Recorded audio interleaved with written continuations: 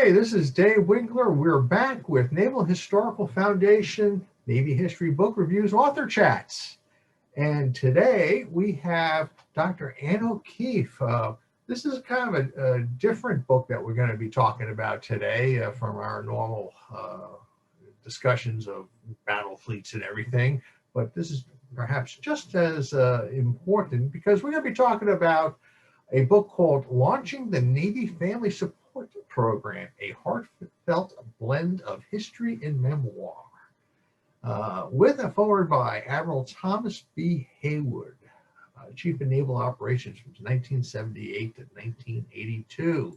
And a little bit about Dr. O'Keefe. She's an alumnus of Bryn Mawr College in Pennsylvania. My wife attended Bryn Mawr, so there's something we have in common there. She's got a doctorate from American University. My wife got her master's from American University, and I also got my doctorate from American University. So we're 2 for 2 there. And then she started at HEW, Health Education Welfare, in the 1970s, 60s and 70s, and she really built a reputation with the Head Start program. Towards the end of the 70s, she decided to try out for something a little different, and she was selected by the Chief of Naval Operations, Admiral Haywood, 78, to be the first director of Navy Family Support Centers. She served as in that job for 6 years, and now she's retired in Northern Virginia. And for kind of a preview of what we're going to be asking today, we're going to ask her to kind of discuss why this need came about for fleet support centers, how she got the job, and move on to how the program was resourced and how she helped fill it up.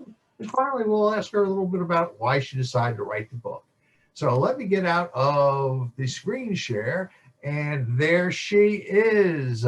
Welcome aboard. And well, can you talk a little bit about why we needed these family support centers, and then how'd you go about getting the job? Well, hello. Yes, the Navy had always had some sort of support for its families, all through its history.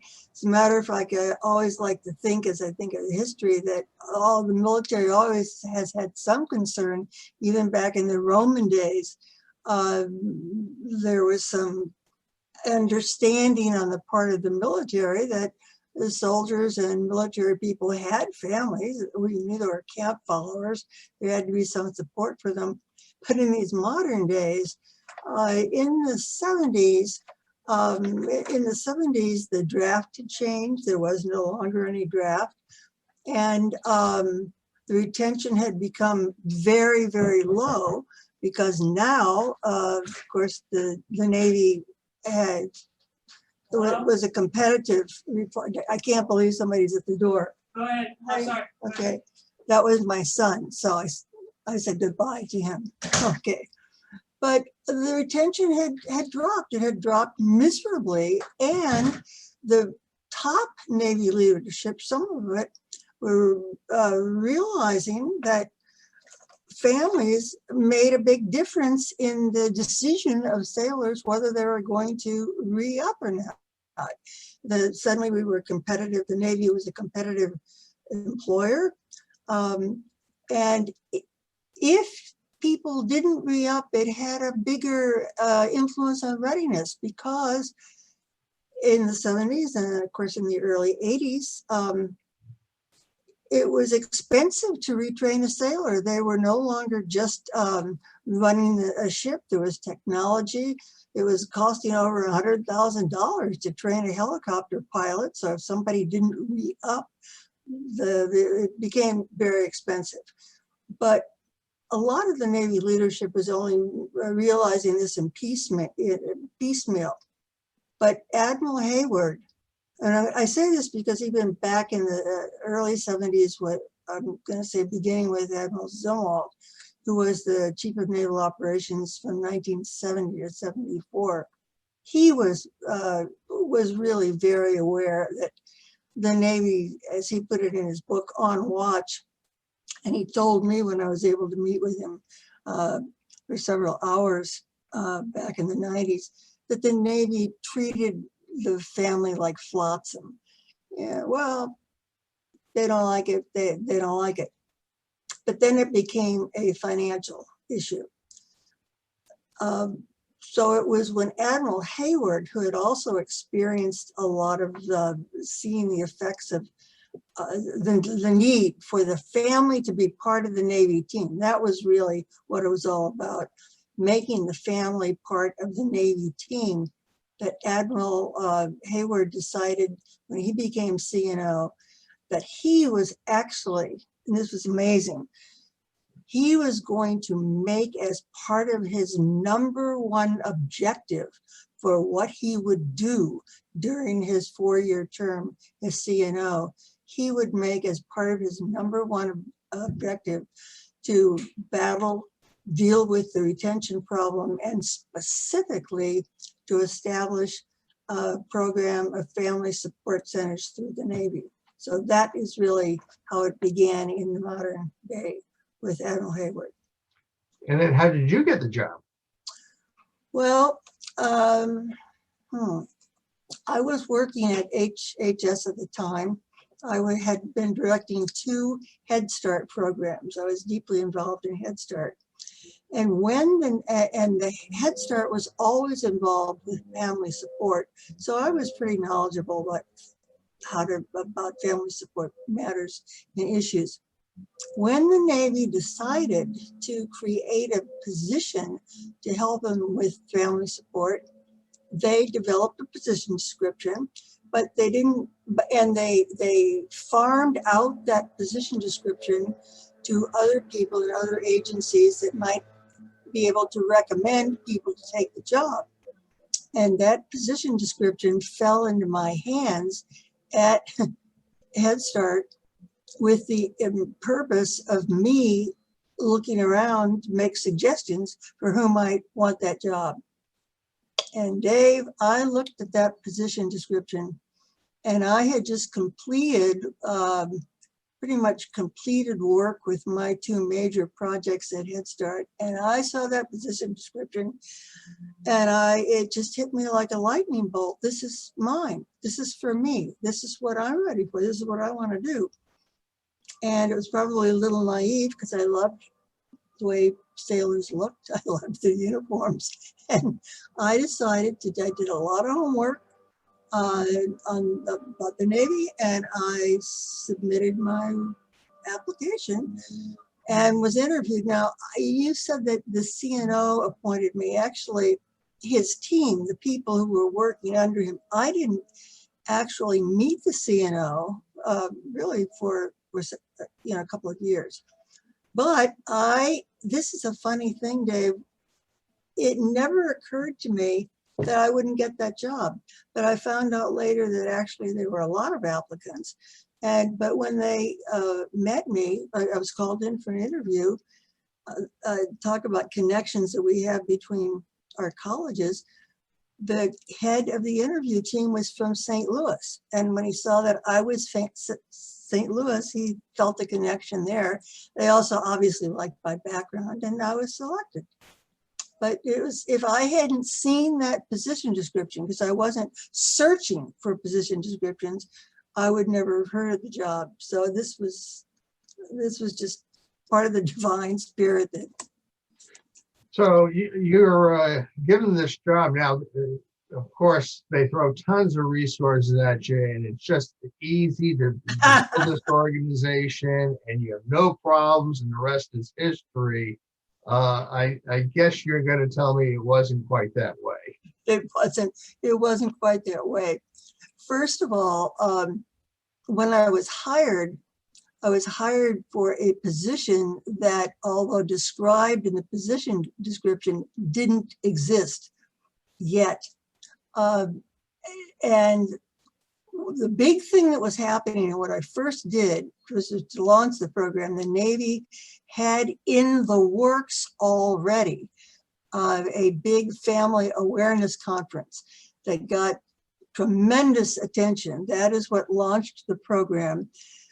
And I'm just making a point about that because that was the major thing that launched the program. The CNO was there, gave a very moving speech. Huge amount of Navy brass was there. The Navy League supported it financially. So the program was launched, but there had been no, things were moving so quickly, there had been no budget work yet. There was no funding. I didn't have an office. When I went in for my first day on the job, there was no office. And so no desk even, no chair. And there's a funny story in the book about how two Navy commanders saw this. It was just amazing. And so they moved their desks together and they pulled out the extensions on their desks and laid a piece of lumber over those extensions and pulled over an old dusty chair. And that was my desk for a couple of months. It was very, very funny. But that's just because things were moving very, very fast. Something was happening. This was out of the normal routine of how programs get started. My feeling, and of course it's hard to kind of, compress all this, but one of the things I felt early on was that whatever we did for this program, it had to be fast, because who would know who the next CNO would be? And whatever didn't get not only established, but from my point of view, firmly embedded. That was always in my mind, firmly entrenched, embedded, so that whoever came next, even if they didn't pay attention, it wouldn't ruin everything. So a lot of the funding and the resourcing, and I was responsible for some of that, was scrounging from here and there, borrowing other people's program funds, relying on some of the Navy, the friendly people in the Navy who were involved with money to kind of protect the little money that was available. One of the stories in the book that an amazing story though, where I did have a huge hand, had to do with military construction. Of course, there were no facilities on any of these bases. And bases, even in the early days that were having some kind of services, were often operating out of unused offices, or even, as somebody told me, an old cloakroom closet, something like that. So when we put in for military construction, that was a big deal. But the military construction funds, if they had to be approved by the Navy, it would have been, of course, approved. As a matter of fact, the Navy officially, we were able to get the Navy officially to apply to Congress. It's Congress who approves military construction. And the first congressional subcommittee said, not only no, but no, hell no. I guess family service centers, we're not funding that. And I had the opportunity to actually meet in person with that subcommittee, that first negating subcommittee.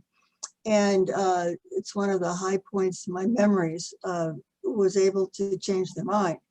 And that's a story they can read in the book if they get the book, because that is an amazing story. It's a great story. They did change their mind, and I'm sure that after they changed their mind to approve it, I'm sure there were, nothing's easy. But I was out of the picture, and then people who really knew what they were doing on getting money got back in the picture, and the eventual result was that every single center that we requested was built, or was built during the time of the current CNO. Under natural, even if after funds were approved, the natural course of events would have been, wow, God, with a big program like this, we'll have to do it over ramp up 4, 6, 8, 10 years. And I always said, no. We do everything during the term of this CNO, and I was able to prevail. You have to be very careful, and I was, on what things you stand for. And I stood for absolutely doing everything that I wanted to do during the term of that CNO. It was, of course, wonderful. Could you talk a little bit about the opening, I guess, the first Family Support Center? What did that Family Support Center do for the fleet?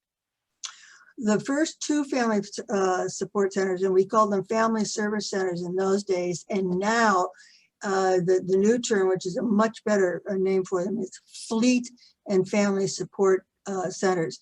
That's better because when in the original, this is, can you believe that I can't 40, how can I be 40 years older than I was then? I don't know how that happened. But we thought that family would automatically be seen as the Navy family. And that wasn't necessarily so. And a lot of single sailors really felt left out. But when the name was changed to Fleet and Family Support Centers, that did a lot for them. Well, the first two, anyhow, were Norfolk and San Diego. And these were naturals because they are the largest Navy bases. And they, because of their necessity and just in being so large and having a lot of families, certainly that preceded this program, they already had a lot of things going, but piecemeal and strewn all. So it was a natural to have them be brought under the umbrella of this new program. And at the time, the two admirals who were the commandants of Norfolk and San Diego were very much in favor of this program. So it was really great. Both of those programs are just very, very strong and big and almost serve as a model. Norfolk, being closer to Washington, had an immediate effect because in that military construction story or episode that I was just talking about, I was able to persuade that congressional subcommittee to go to Norfolk and visit the program. If any of the listeners become readers, they'll see that that is what I begged them to do. I said, before you make your final decision, please go visit. And that Norfolk program was very strong even early on in the day. This was, I think, in 1981 that we're talking about when that visit took place. And they really turned the tide. But San Diego and Norfolk both were wonderful in inviting other bases to come and see what they were doing and how to do it. And they're terrific. By the way, there are 81. The original plan was 62 family service centers. And I got, by the time I left, and that's a story as to why I left, because it was very difficult for me to leave. But because I loved that program and I loved the Navy, all 62 were up and running. But over the years, it grew to 81 all over the world. So, I might have missed something in what you asked. Sorry. So that's a remarkable accomplishment. I think it's a remarkable accomplishment that nobody ever wrote about. Well, that's what I did. But you know, Dave, I didn't write about it because of me, and I wrote about it because I just I thought it needed to be done, and I will give you an example of how I said it really, the book is not about me. After the program was really well settled, it struck me that I had to leave if the program was to continue. I think it was probably the hardest professional decision I ever made. This was about in 1985. The program was well settled. All those programs were up and running, and they were strong. And it felt to me like it was being seen as my program. And I went to after a lot of thought, I went to my boss, Admiral Paul Malloy, and I told him that it was time for me to leave and that what he must do was find, there's one little fact that's important here. At this point in the Navy, I was the only civilian head of a department. All others were Navy captains. I think all male Navy captains, if I recall it, at that time. But certainly they were all uniformed, seasoned Navy captains. And I'm sure that your listeners know that in the Navy world, a Navy captain is what an Army or colonel is. And so I went to him and I said, this is being seen as my program, and it is the Navy program. What you must do for this program, the next step is you have to have a really high reputation.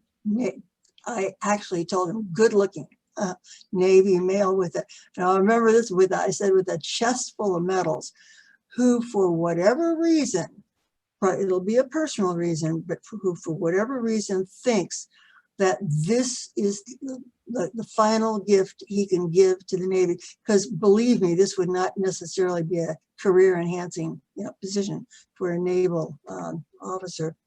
And at first, Admiral, I just said, well, and all, over the years, you don't remember verbatim a lot of statements, but this one was, but Ann, that's not the way we do things in the Navy.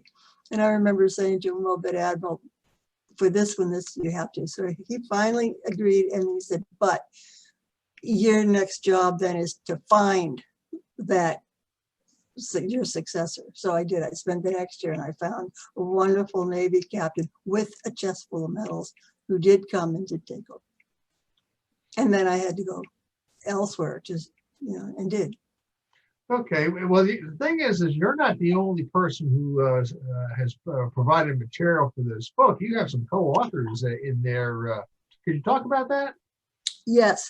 My original thought when I wanted to do the book, and by the way, after I retired from that job, I'd say in the early 90s, I think it was 1992 or 1993. Of course, I still knew people. They were friends, knew them.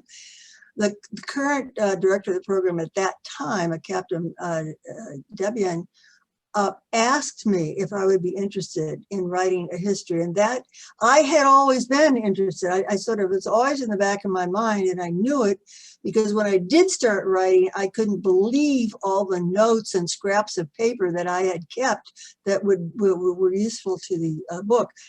So I had started with their blessing. They even invited me into the Navy. The Navy Annex was still there. Gave me free access to all the old files. I could Xerox copies of everything that I wanted. And but my focus was that my head role was at the headquarters, so that whatever I wrote would be a history from the headquarters point of view. When I was talking to, but of course I knew part of, I'm going to just say it, what I think made this program strong was that although I was with headquarters point of view, I was always on the side of the bases, always on the side of the people in the trenches doing the real work. By the way, that's how I felt at headquarters for Head Start, is the people down on doing the hard work that they really need our support. So I was talking with a woman who had been very involved for 20 years or more in the family service centers, and talking to her, getting some ideas about the book. And she said, oh, this is just going to be great because everybody's who's worked in the field is going to be so excited to read this book. And I said, Kathleen, I have to tell you, I'm not focusing. That's not where my personal experience was. I'm not focusing there. Oh, that's too bad. But so we talked a little bit more, and then I said, Kathleen, I have an idea. Would you be interested? Would you be willing to write a chapter from the perspective of the field? And as I say in the book, it took her, it was a big ask, and it took her about 15 seconds to say yes. And her chapter is fabulous because she spent the time that I was spending on the headquarters stuff. She spent it contacting old comrades from those days. But in addition to that, Dave, I was able to, I invited the person who had developed the family advocacy program dealing with the sexual abuse, child abuse, domestic violence. That wasn't just the Navy, that was getting all over the country. That's a problem. Dr. Sandra Rosworth, and she wrote a chapter on the development of that program. I invited, and she accepted, Sandy Munford Fowler, who was the head of the phenomenal Overseas Duty Support Program.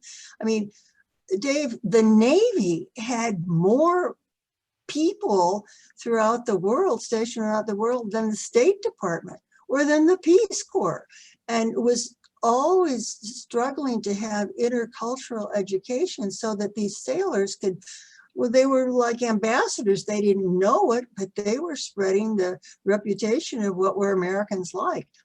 And Sandy Munford Fowler did a beautiful chapter on the Overseas Duty Support Program. And other people, Bill Coffin, retired Navy commander, who headed up the curriculum on healthy families. That's a point I want to make. These programs were not to fix people and to make weak people strong. One of the underlying principles, of course not always true, but an underlying principle was that the Navy was getting good people. And the idea was that Navy life is tough on families. So how do we to keep them strong and healthy? And we had a healthy families curriculum, and Commander Bill Coffin wrote that chapter.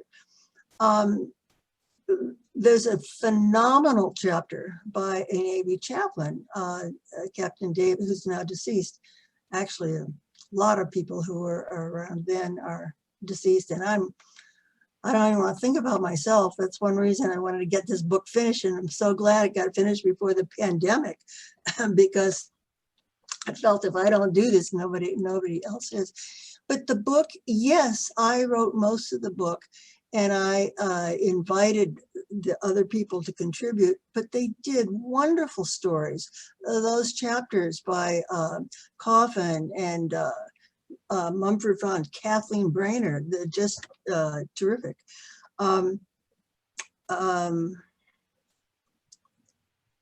There's a chapter on a woman named Meg Falk that some of your listeners may or may not know.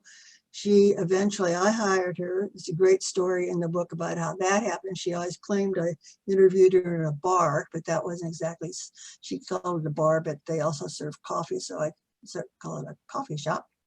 But she stayed with the program for 10 years and went to DOD and became head of policy, family policy for all of DOD, and was in the Pentagon when the 9/11 happened, and did such a remarkable job of setting up overnight that on September 12th, she had a functioning support center that served not only the Pentagon and the people from the airplane overnight. And of course, she was recognized nationally. She got national awards and everything. Well, she had become, of course, a very dear friend of mine. And my book has stories about that period of time that nobody else has, because I was able to talk to them.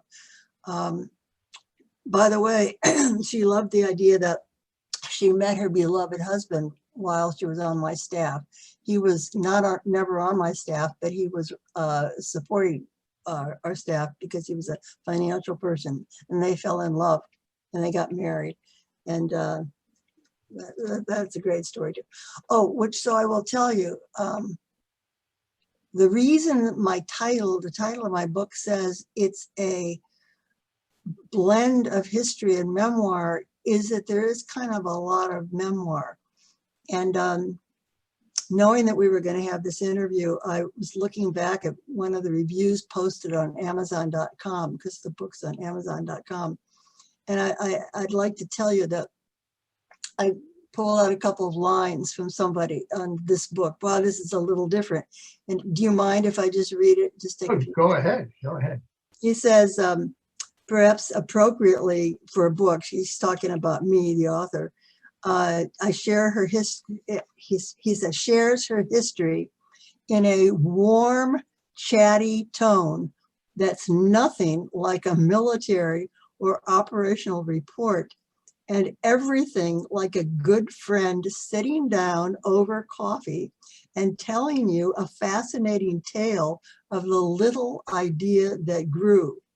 Her casual name drops of the CNOs from 1970 to 1994. And Dave, I found them all in researching my book.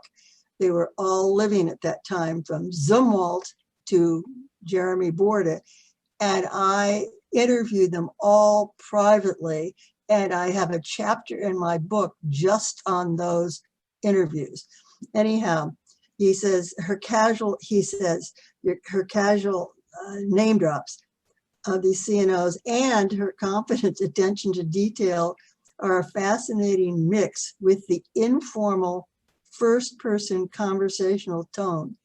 And I love that, because that was my intention. This was not going to be, you're not going to find a lot of footnotes and references in this. And by the way, it wasn't just the Navy program. We're talking about the Marine Corps too. And I actually had saved in my files the 1980 statement from the commandant at that time, General Barrows, that established the Marine Corps Family Service Center and program. There were 16 for the Marine Corps, and the Marine Corps officer who led that program, I don't want to say worked in my office, because that doesn't sound right. He came over to our office and was with us for some months and was a terrific help in writing the report of that family awareness conference that was that launched the program. And he's a wonderful, wonderful guy. And all the other services were doing something too. As a matter of fact, the Army is probably the first really good family support program. They call theirs the Army Community Services Program. And even as early as 1965, they had some sort of a manual that I studied religiously to get ideas from. And I worked with all of these programs. The Air Force came on a little bit later, and then the Coast Guard. For the Coast Guard, I was able to reconnect with the woman who had led the Coast Guard program. And her story is amazing as to how that came to be. But by coincidence, she was present, God, what year was it, when the airplane crashed into the 14th Street Bridge. And she was on hand and helped rescue the rescue effort there. And no, one thing led to another, but she became the leader of she launched the Coast Guard program, and they, at the time, their Admiral, Admiral Gracie, also was a big supporter of the knowledge of families. The whole point is, yeah, well, helping families was the right thing to do, and that became a statement that Admiral Hayward said over and over at the Family Awareness Conference. It's the right thing to do. But it also was a financially helpful thing to do. And I stressed when I would be talking in the Navy and trying to support and launch the program that this is a readiness issue, that if the retention doesn't stay high, we're losing well-trained and really good people. That one of my major goals was to make family issues part of the readiness equation.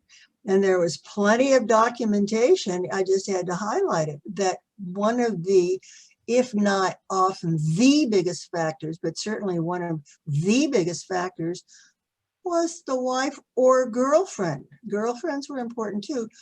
Their feelings about it.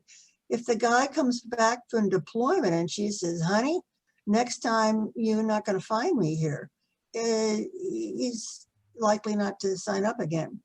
And we were able, that was another of my goals during the program. And I have a whole chapter on research and evaluation. I was a fanatic on how important that is. And I got that from Head Start. that there's a honeymoon effect for some of these programs. Head Start had it. Everybody in 1965 thought, oh boy, isn't this great? But the Head Start planners knew that the honeymoon effect has to be backed up with strong data that documents the value of why it's a good return on investment. And that's another thing, and I highlight this in the book, that I insisted on referring to the finances for this program not as a cost, but an investment. And I just hammered and hammered that. And then I made sure that we were able to get research studies that could document what was the return on that investment. And we were successful in doing that. But I think I probably strayed a lot from what you were asking. Okay, well, I tell you what, the book is chatty. This conversation kind of is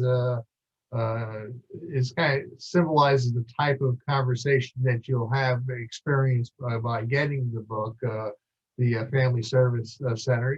As you mentioned, you can get it on Amazon.com, and we look forward to sharing this as part of our ongoing Thursday Tidings. And I really enjoyed the conversation, and look forward to continuing our conversation and chats in the future. Thank you very much. I really, this is my first book chat, first Zoom experience book chat, and I appreciate it, and thanks very much. Okay, you're welcome.